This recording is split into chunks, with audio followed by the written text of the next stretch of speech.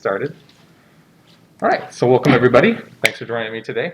And I'm sorry again about the mix-up last week. So thanks for the person that did bring it up about the tutorials, and now there is participation. So you guys being here involved in the conversation will count towards participation.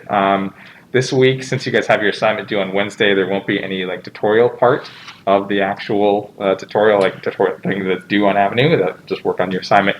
That should be good. And then obviously the actual participation in the tutorial will be what we are doing today. So today's going to be a fun one, as you can see with my fun graphs up here, that we're going to try and make a Fourier into the Fourier transform. So has anyone, I'm going to first start off by asking, has any of you guys covered for the Fourier transform in class or talked about it or anything like that, mentioned it even briefly? No? I'm seeing knowing yeses, maybes. Okay. I think the software engineer kids do it, but the okay. What class did you guys do it in? MX3, signals and systems. Oh, okay. So you guys have a rough idea of what's going on with that. Okay, but either way, I'll.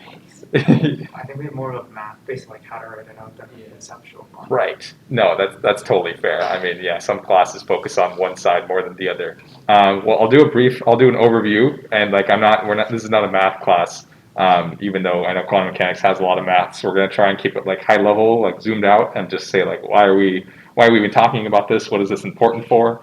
And yeah, I'll start off with the general spiel about the Fourier series, and then go into there. So let me open up a notebook here, and it's going to be I'll call this the Fourier transform. So yeah, it's going to be a little bit lecture-y, but hopefully that is okay. So the Fourier transform, really important in all of science, engineering, and math, but extremely confusing to wrap your head around. So that's why I'm not expecting you guys to come out of this as experts of anything. And we're talking signals and a lot of continuous stuff, probably stuff that you guys don't see on a daily basis, even if you're in software engineering. So please ask questions and interrupt me if anything is not making sense. And I'm also not an expert on this, so I'll try my best to explain it. But we're all kind of it takes a while to get used to these things, so do understand that. So given a general sine wave or a signal that we might hear, say this could be anything like a sound wave or anything like that we measure, what the Fourier transform is going to do, I'm going to actually label these axes, so I'm going to call this time, and I'm going to call the other one intensity. So we're measuring, say, a pressure wave or something coming in. I'm going to call it INT for intensity. What the Fourier transform is going to try and do, I'm going to say this, but you don't have to internalize it, is it's going to try and decompose this wave into a series of fundamental waves. So what does that mean? So basically, I'm going to bring back up my picture here. But if you imagine a signal at the top of your screen here, something like this up here, that may be a piece of music that you're listening to or something that's coming in. And the Fourier transform is going to try and break that down into different frequencies. Say, for example, this frequency, it's called the D291 here. That's the musical frequency. But say that's going to be something like 222 hertz, for example.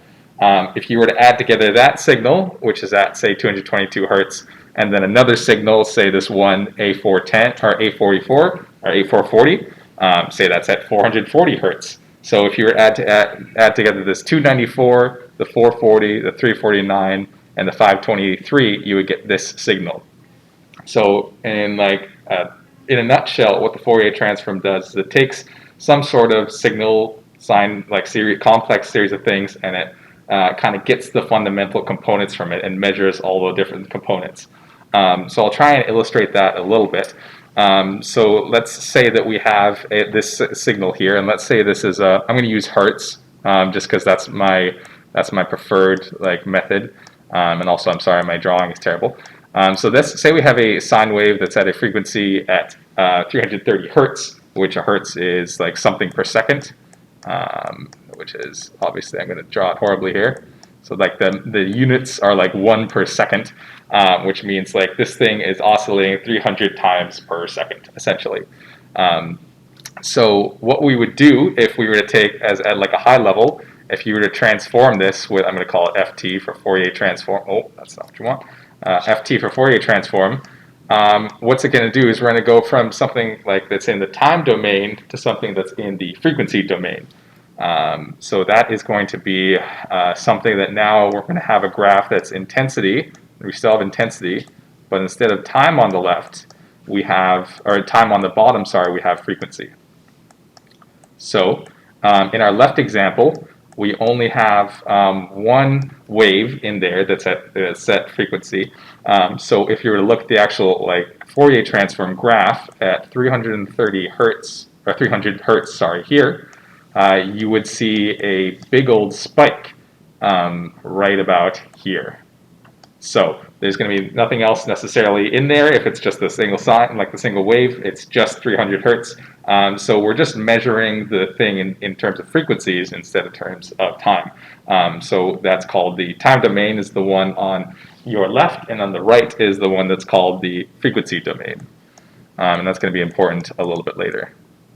Any questions on that?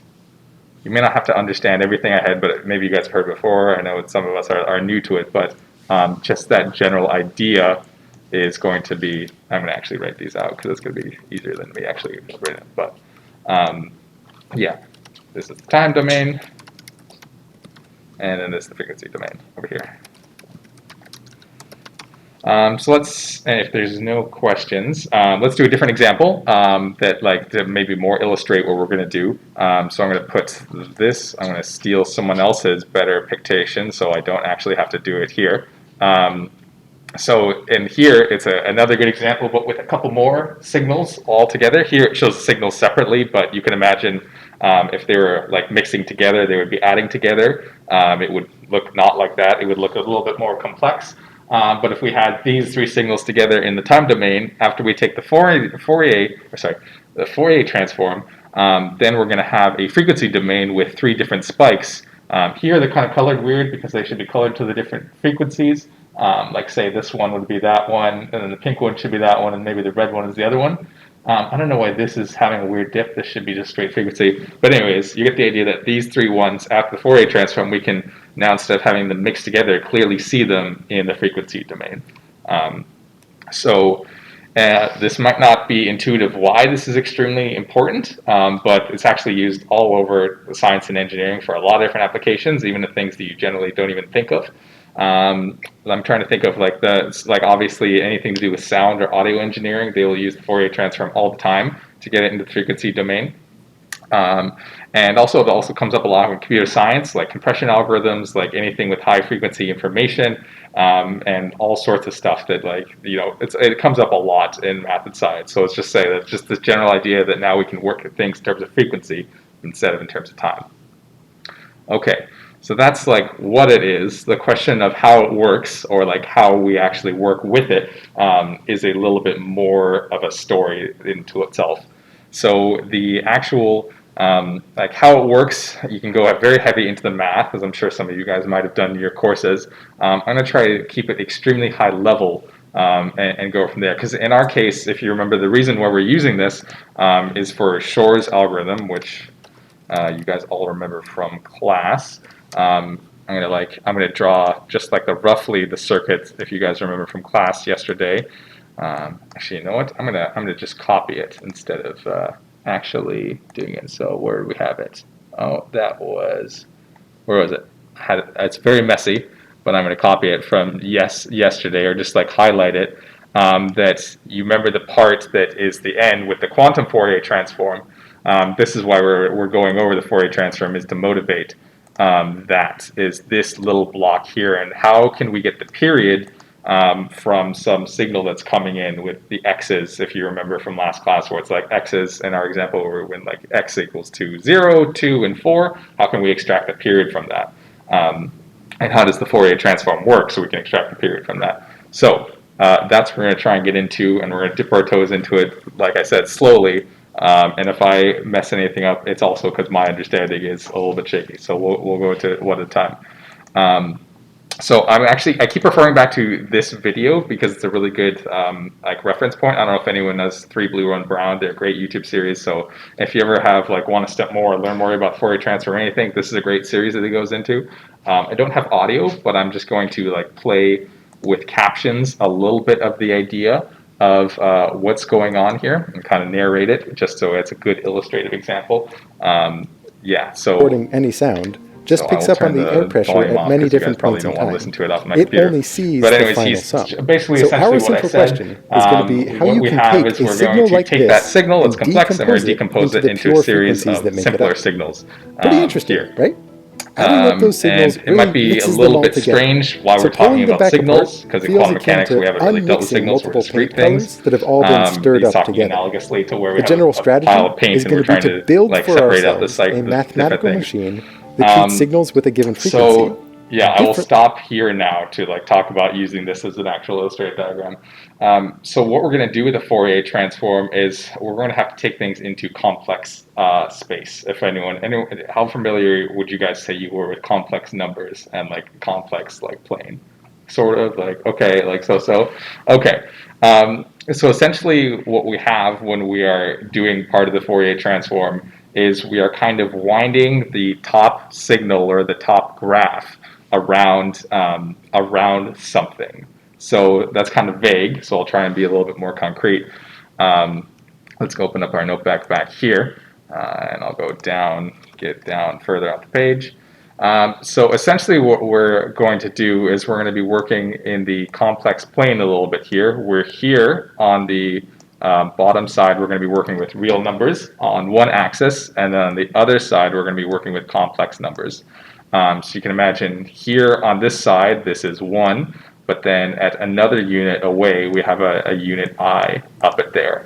And so if anyone who's familiar with complex numbers or Euler's formula, which hopefully you guys have at least heard of Euler's formula before, where it's like e to the ix, anything in the complex space is really good with working with rotations or sinusoids. So that's why we generally use it with Fourier transform, because we're dealing with like either sine waves or any kind of signals. So that's why we have it in the complex plane. That's why we usually represent it there. So in the complex plane, if we were to draw just like a simple circle, like from -1 to 1 and then I to minus I, we could do it and draw it like this. And does anyone know what the Euler's formula for that simple circle is? Any memory recall off of that? If not, no worries. Because in Euler's formula, what this x is here, it's the distance along this arc that it has traveled. So, for example, if we were to take a quarter of this circle right here, that would be, so a circle is 2 pi, so it's like a quarter, or it's half pi, is like a quarter of the circle. So if we were to actually draw a unit circle using Euler's formula, it would be e to the I 2 pi, right here, which is drawn horribly, but hopefully you can make out that that is 2 pi, and I'll bring the screen up a little bit more so you guys can see that. So yeah, we're using the complex space and we're using Euler's notation in order to work with things, but it may seem like, okay, we're like adding more mathematical abstraction, but it is important so that we can work with these things a lot easier. And so for example, what we could do now is what we're going to do with this unit circle is we're going to want to wrap something around something else at a certain frequency, which is also going to sound weird when I say it like that. But essentially, let me see if I can go back to this video to see if he has a good illustration of it. I'm stealing a lot of his content just because it's so well illustrated. Essentially, oh yeah, there it is. That's the visualization that I'm that we looking can for. plot it easily. Essentially, And let's limit ourselves we're to going looking at to a finite take a portion of this section graph. of, say, In this case, incoming the signal, portion between 0 and seconds then and we're going 4.5 to, seconds. let's see if he gets The to it. key Come on. idea is going to be to take this graph I know and he sort takes of it. They're trying to wrap make it it up in that complex around a plane, and we're circle. going to literally wrap it around at some certain rate, which is a bit confusing to visualize or think about. Say, for example, I'll go back Wrap it here. up around He's a wrapping it circle. around, and say if this entire interval from 0 to 4.5 is our like interval that we're dealing with, he's wrapping it around here at a frequency, like say if we're going clockwise, he's wrapping it around all the way until it reaches here. So you wouldn't say that's a frequency of 1 hertz, because if it was 1, it would be wrapping it all the way around once. It's going to be a frequency of 3 over 2 pi because it's 3/4 of the way there. Or it's a little bit weird to think about, but he's wrapping it around at a certain frequency or rate. And if it was there, if I were to stop it, hopefully when they fully cross over, that would be a frequency of 1 because he's wrapping it 2 pi around like once per second. So we could talk about this in terms of Eulers, but I won't actually go over that because it's not needed. The basic idea is that we are going to wrap something of some information around something else in the complex plane. Any questions on that? I know I'm doing a lot of lectures / speech, but and I know it might not be the best, easiest to ask any questions off that. But if there is anything that's confusing or anything like that, stop me. So what we're going to be doing now, let's get into the actual quantum mechanics and how this deals with a quantum mechanical Fourier transform. So I'm going to have to consult my notes here now because it's going to be a little bit tricky for me to follow along. But let's actually get into. So this is going to be our quantum Fourier transform example. So, all right, let's start this off. So if you guys remember, and I'll make this a little bit higher on the screen for you guys. So if you remember from last class, we had an example where we had the actual result x after we doing the measurement, and after we got that phase kickback, we had x. So x was equal to 0 plus 2 plus 4, etc., etc. I forget which example that was, if it was a equal to, where we had 11 or something like that. But yeah, whichever the example was from last class. And then do the phase kickback, we're measuring x. And so the goal here is we're trying to measure this period. And we can tell by looking at it that the period is 2, but since we can't, if this quantum information is entangled and we're not really looking at it when it's in the circuit diagram, we have to find some way to measure it. That's going to be the quantum Fourier transform. So what we're going to have here now is we're going to imagine that we have something that like the state with 2 qubits. So state with 2 qubits. All right, I'll get rid of this because this is actually our example is kind of building off last example, but it's kind of a new one, so I will get rid of this. So imagine we have something with 2 qubits, and so I'm going to write in decimal because we're going to be dealing with 0, 1, 2, 3, 4 because there's 2 qubits. So we have a state with coefficients of a 0 plus, I'll cut that a1 of 0 plus a2 of, I'll call it a0 of 0. That's actually what we had used before. a0 of 0 plus a1 of 1 plus a2 of 2, and then we'll put a 2 there, plus a3 of 3. So again, using decimal here instead of binary. Hopefully that's not confusing. I know we usually do 0, 0, 0, 1, 0, 2, or 0, 0, 1, 1, 0, 1, 1. But essentially we're just doing the same thing, but in decimal. So if we were to do a Fourier transform of this state, these coefficients are our intensities here. So if we were to look in the frequency space of this, I'm going to actually say we were to do a quick old Fourier transform here, and I'll call it ft. If we were to look at the graph of intensity versus frequency of these 4 different qubits or bits here, what we're going to have is we're going to have something with the 0. Oh, sorry, it's going to be badly drawn. We're going to have 0, the 1, the 2, and then the 3 here. And they're each going to have intensities corresponding to our 4 different coefficients there. So this one's going to be a 0, this one's going to be if I can draw an a1, and this one's going to be a2, and then this one's going to be a3, if I can not horribly draw it. But yeah, something like that. So now we've taken something that we have our signal in, and they're all kind of bunched up together, but we've taken the Fourier transform of it. So now we have the different adjoining intensities right there. So now what we're going to want to do is when we're going to do this wrapping phase, and we're going to wrap this around something at a different frequency. And it's going to be a little weird to visualize, but if you can go back to our same example, instead of having this thing up here that we're going to wrap around the signal, we're going to wrap this thing around a complex plane. And then it's going to make a little diagram. Dr. Sabri showed a little bit in the class yesterday, but we're going to like reproduce that at a certain rate.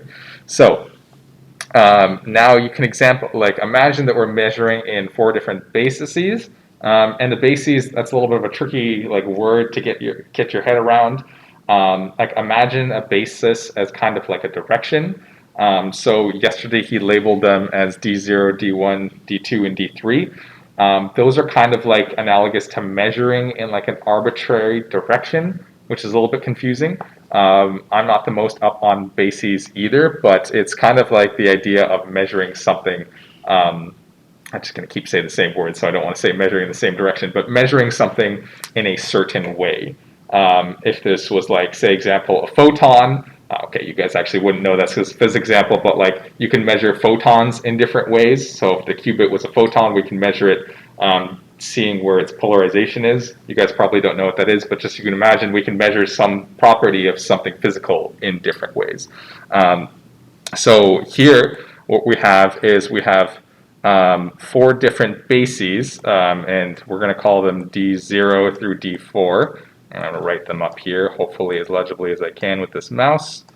D1, and then let me make this a little bit bigger. D2, and then D3 over here. Okay, and basically each of these different bases will be analogous to measuring this information here wrapped around the circle at a different rate. So let me get some more room here, and I will show what I mean. So, for example, the D0 basis that we're going to be measuring in is going to be analogous to measuring this signal information wrapped around at a frequency of 0. So I'll draw the actual unit circle here. So this unit circle here, we're going to, now we have, imagine our actual unit circle. We have this information wrapped around this unit circle in the complex plane, which means when you wrap something at a frequency of 0, everything it starts at the origin and goes counterclockwise. So it's like something is wrapped around here. So all these different points get kind of piled up at this very right-hand side. So A1, A2, and A3 are all kind of wrapped up, and sorry, this is corresponding to the D0.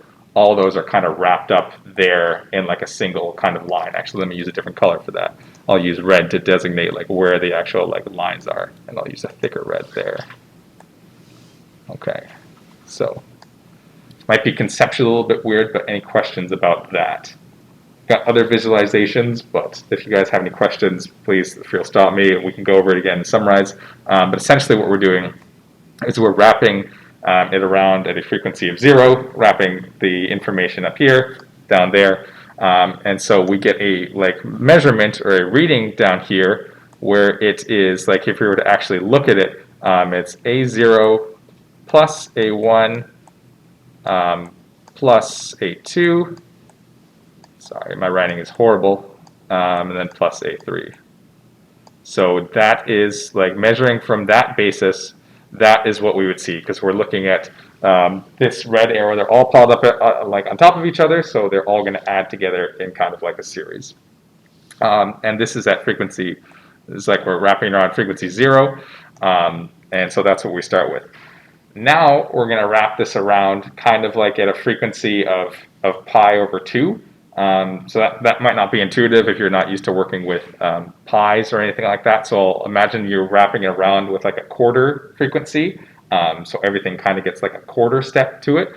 So I'll draw that out. Let me get some more space, and I'll draw what the actual circle looks like.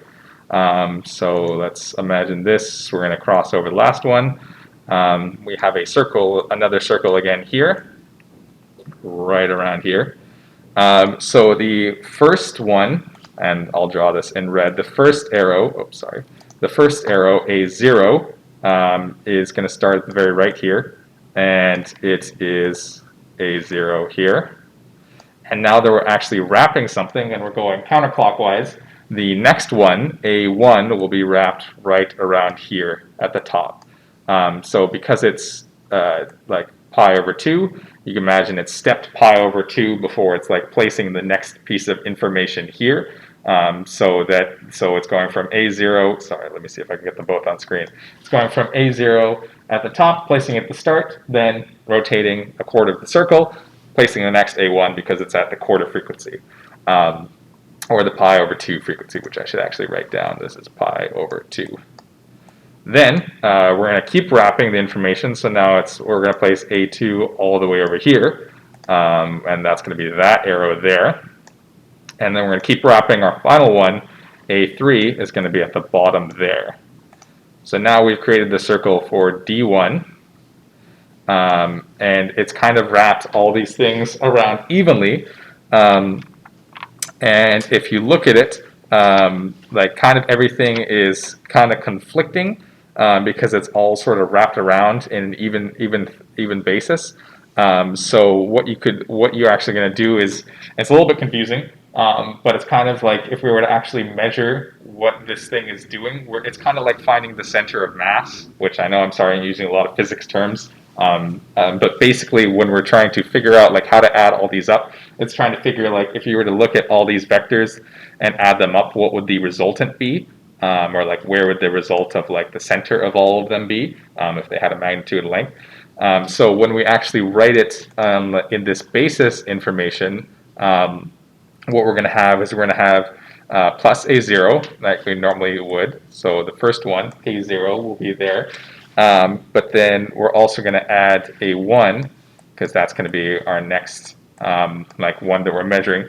But because it's kind of balanced out by the ones on the other, like the one on the bottom, A3, and the one on the bottom 2, we're going to subtract A2, and we're going to subtract A3. So you can imagine if A2 is equal to A0 and A3 is equal to A1, sorry, that's going to be a subtraction. Hopefully that's legible enough to read. That's a plus there. What the measurement on the basis D1 will look like is going to be 0. We're going to draw that out, the results of all these later, but it's going to be a 0 there at D1. Any questions? Okay. I'm going slow, mostly also for myself, because it's also me trying to understand this. Wait, sorry, I have a quick question. Sure. So, like, in the first graph with the A0, A1, A2, A3, all of, like, the values are, like, evenly spaced apart, right? Sorry, the first one we're wrapping around at 0? No, the graph, the one just at the top, Oh, this one right here? Yeah. Yes. So they're evenly spaced, and that's why when you wrap it around, like, a pi over 2 frequency, you will always get it on, like, one on each axis, I guess. Pretty much, yes. But if they weren't evenly spaced, then like it would be like it wouldn't work out that way. Right? Yeah, no, they wouldn't be aligned. They would be like, yeah, so you aligned it like, I don't know, pi over 4, it might be on the diagonals. So it would like go diagonal, then like one like in line with the axis, then diagonal, then in line with the axis. And then it would also keep wrapping and repeating around itself. So yes, it's only because we're wrapping at like that specific nice frequency that like they line up on these axes. And sorry, but how do we know that we want to check 0 and then pi over 2 as well? Are we just doing that just to like see what happens and like just measure that, or is it because we want to map D0, D1, D2, and D3, something like that? Yeah, it's kind of like we're trying to map all these things. So what we're trying to do essentially, and I'll get to it, like it'll make it hopefully a little bit more sense when we like explain what the actual Fourier transfer is doing. What we're trying to do is we're trying to measure from different bases, and then we're trying to like map it in different bases. So when we measure, we're going to measure the right period of 2. So that's why we're wrapping it with these different bases of like 0, pi over 2, 3 pi over 2, pi, and then 3 pi over 2. That's why we're wrapping it at these different things, because it's almost like we're measuring at different different frequencies, so that when some will cancel out and others will combine in certain ways, so that the measurement will hopefully be what we want. Because if we were to measure the quantum like state when it's like just like this, like we can get each of these with like an equal probability, but we want to cancel out some of those probabilities. Does that kind of make sense? Yeah. Okay. All right. Hopefully, and yeah, hopefully the next picture, like once the whole story is foretold, it'll make a little bit more sense then. So let's keep wrapping at different frequencies. So now we're going to wrap at a frequency of pi. over here at the basis D2. And I'll draw this circle a little bit over here. And now this one is going to be, hopefully you can imagine what it's going to be doing, and we're doing it wrapping around our unit circle. But I'm going to draw it anyways, just for thoroughness.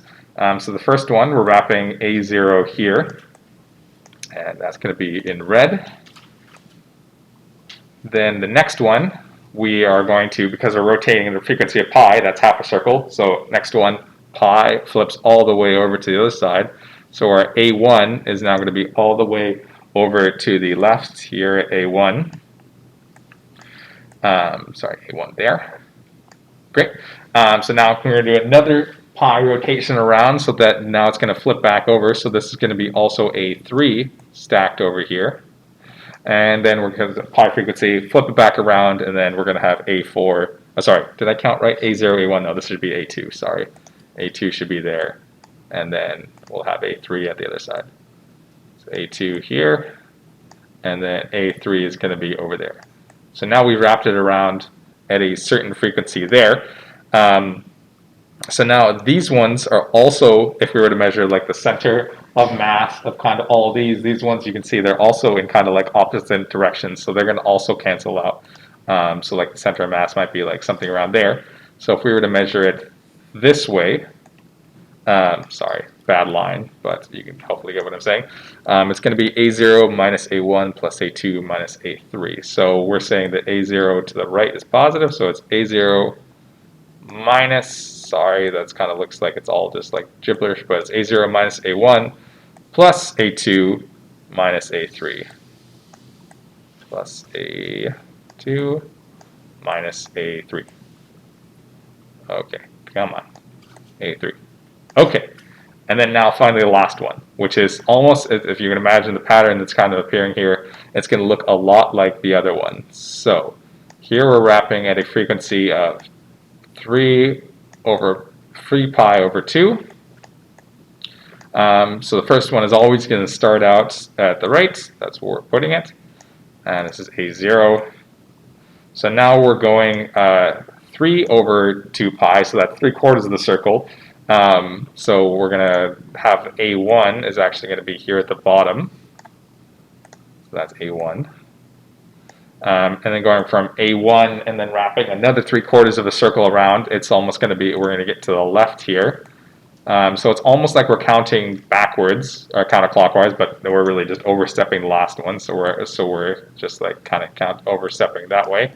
So now this is going to be A2 there. And then we're going to do another 3/4 of a turn clockwise there, and so A3 will end up at the top there. Right there, so that's A3. A3. So now this is this circle. Oh, trying to actually draw that right. Okay, so now we have these 4 circles, and now for our D3 basis, when we actually measure that, it will be, again, that same sort of story where it's A0 to the right, and then we have minus, then like right is positive, and up is positive, so we're going to do minus A1, and then plus, minus A1, then plus A3, because A3 is pointing up to the top, and then, I didn't do those in order, but then minus A2. So A1 is pointing down, so it's negative. A2 is pointing to the right, or sorry, to the left. It's pointing to the left, so it's negative. So A3 is positive, A0 is positive, and the other two are kind of like going to cancel it out. So now if we look at the result of this, like actual diagram, you see we have 2 that are kind of perfectly balanced in either direction. Our D3 is like perfectly balanced because it's got those all spread around. And then our D1 also has them perfectly balanced in either direction. The only 2 that are unbalanced is going to be our D0 and our D2 here. The D2 is balanced in one direction, but not in the other. In the other direction, there's none of those there. So what we're going to do when we actually make our actual diagram, we're going to say like this is the result of like adding all these up. I call it I'll put a little piece of text there. So we're in the result. It's going to look something like this. So we have the same graph with our D0, D1, actually, I'll just copy those. D0, D1, D2, and D3. Copy those and paste those over here. Hopefully that's not too messy. I'll erase some of those so it's less messy. There we go. So we have our resulting graph. And now what this is going to look like is, like, you can imagine the magnitudes. Sorry, that's not a vector. But you can imagine the actual, like, graphs will come out here, where they have a 2 here and a 2 here. And then the result of D3 and D1 will be a 0 here and a 0 here at this graph.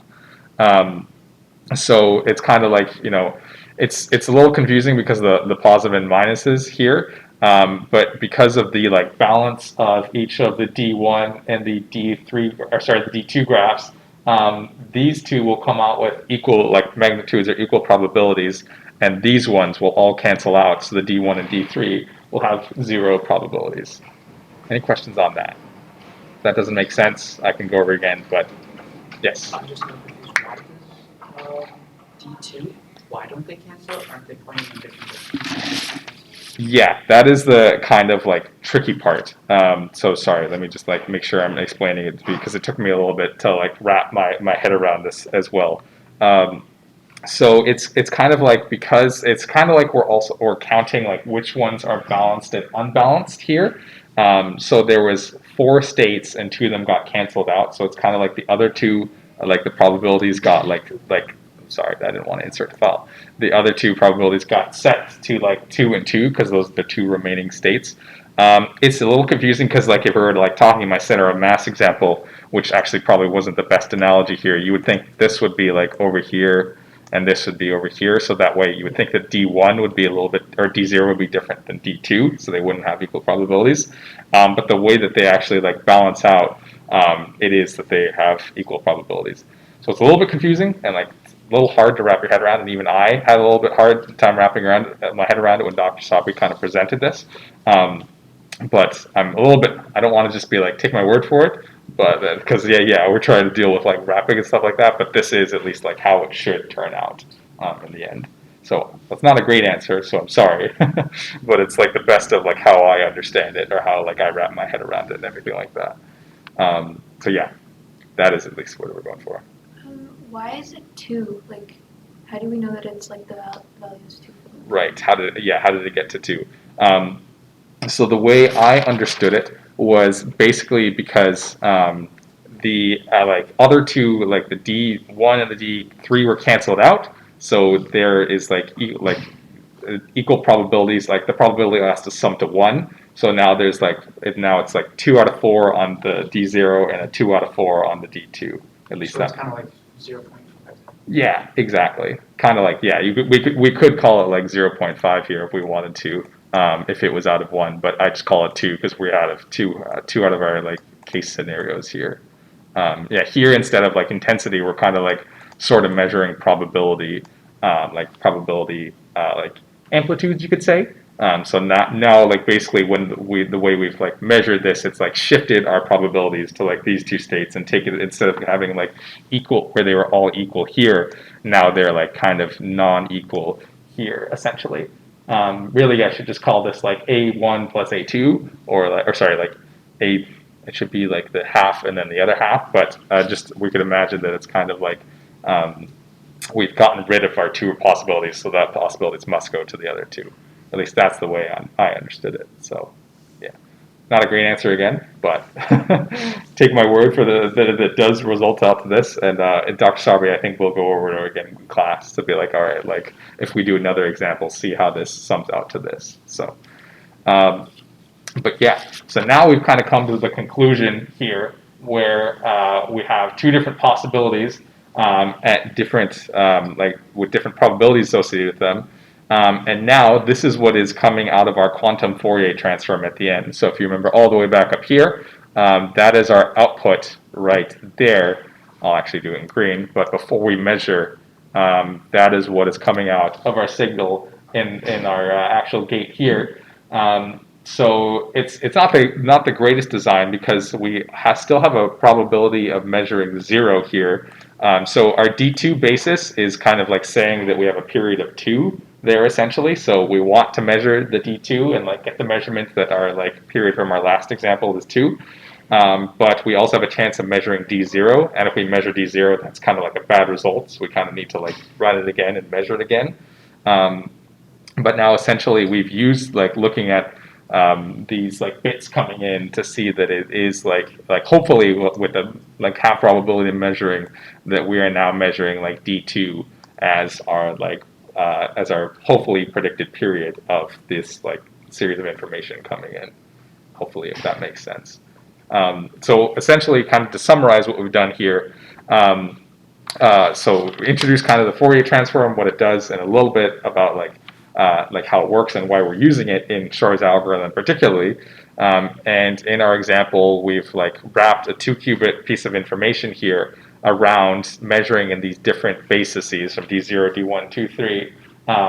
And with that, because of the way we've designed to wrap them, some of them will cancel out and some of them will stay. And now we have a better chance of measuring what we actually want to measure, essentially. So we got to basically like run it a bunch of times, and hopefully we'll measure D2. And if we measure D0, it's not exactly the result we want because we don't want the period to be 0. We want the period to be 2. So if we see a 0 that we measure, we say, okay, we get rid of that, and we measured 2 essentially. So yeah, and that is the quantum Fourier transform in a very broad out nutshell. Again, if you guys want to, like, I know some of you are familiar with the quantum or with the Fourier transform.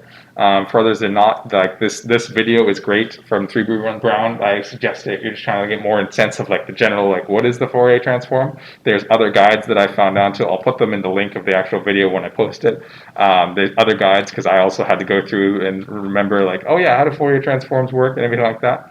It's not as important for this class, so don't feel like you need to study up and understand. Just if you can kind of get the conceptual model that we're dealing with here, that we're using it to measure a period or frequency of something at the end is what we're getting at. So, yeah. So that is the like long-winded tutorial of this is what a quantum Fourier transform is. Any questions based off of that, or any general questions before we adjourn? I have questions like about the assignment. Oh, sure. Yeah, feel free to ask. Yeah, do you mind if I pull up the assignment real quick? Yes, absolutely. Where are we at? Assignments here. Assignment 4, right? Yes. Yeah. Okay. What? I just wanted to like double check. So for 1, we're implementing the quantum protocols in Qiskit, and then for 3 and 4, it's just in Python, right? We don't do anything. Sorry, let me reread this. So we call the operation above entangle, it's a superdense coding protocol, and this protocol confirmed that the Bob receives A and B. I think that we are actually resulting 2 protocols in Qiskit in the group models. Sorry, I haven't read this in a while. I think that we are like implementing these, like implementing like this in like. But yeah, we're not actually doing the entangle. Let me double check on that one. Because yeah, I'm not sure. It does make a big difference whether you're implementing it like in Qiskit gates or we're implementing it in Python. I think the second 2, yeah, we're supposed to be implementing it in Python. Like we're supposed to create like a group it, a model it, and like do it, and then you create the functions to do it. Okay. That's as much as I understood when I did it. And then the other one you actually use like gates. Right, to actually make that and implement it. That's what I would assume too, because it would be a lot to like put together this entangle in Qiskit. Let me triple check that like that's exactly what Dr. Sabri intended when he wrote this assignment. So I will ask, we can actually ask that in class just to triple check, but I would assume that too, because it would be a lot of work to put that up, but let me write that down. It's just a question to ask about the assignment. Because yeah, also especially one day before, if it is that it isn't in Python, then we will like look at like maybe I'll give you guys a bit more time for that if it wasn't written in Python and it wasn't clear what the instructions how to implement it were versus Qiskit. Question 3, 4.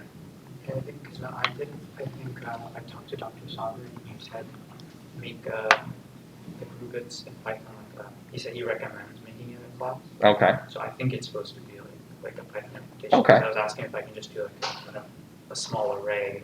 Right. How do you want us to do it? Okay, gotcha. All right. Well, if you've already talked to him, then that is the. I believe I did earlier last week. Okay. All right. Well, let's double check. But yes. All right. Let's assume for now that it is in Python, like you said. I will be marking it.